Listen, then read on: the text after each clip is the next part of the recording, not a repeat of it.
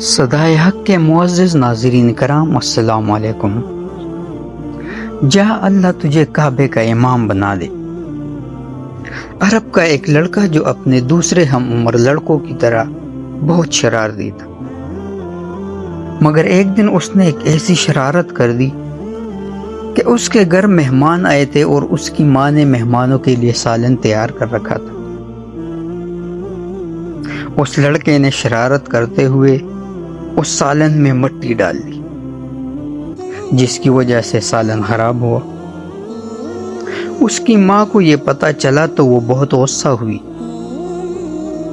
غصے کی حالت میں اپنی اولاد کو گالم گلوچ کرنے والی مائیں الفاظ غور سے سنیں۔ ماں نے اپنے بیٹے سے غصے میں کہا، نکل جا ادھر سے اور جا اللہ تجھے کعبے کا امام بنا دے۔ یہ بات کہتے ہوئے امام کعبہ پھوٹ پھوٹ کر رونے لگے۔ ذرا حالت سنبھلی تو برائی آواز میں بولے، اے امت اسلام، جانتے ہو وہ شرارتی لڑکا کون تھا؟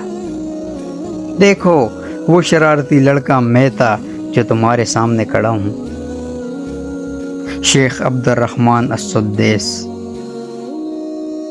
وہ شیخ عبد الرحمن السدیس جو اپنی ماں کی دعا کے بدولت حرم شریف کے ہر دل عزیز امام بن کر عالم اسلام کے دھڑکتے ہوئے دلوں پر راج کر رہے ہیں۔ شیخ عبد الرحمن السدیس مزید فرماتے کہ اے ماؤں، اپنی اولاد کے معاملے میں اللہ سے ڈرتی رہو، چاہے کتنا ہی غصہ کیوں نہ ہو، اپنی اولاد کے لیے اپنے منہ سے خیر کے ہی کلمات ادا کیا کرو۔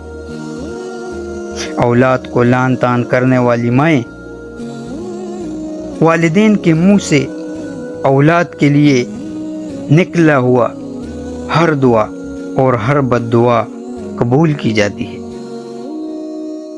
دوستو، ویڈیو کو لائک کریں، چینل کو سبسکرائب کریں اور بیل آئیکن پر ضرور کلک کریں۔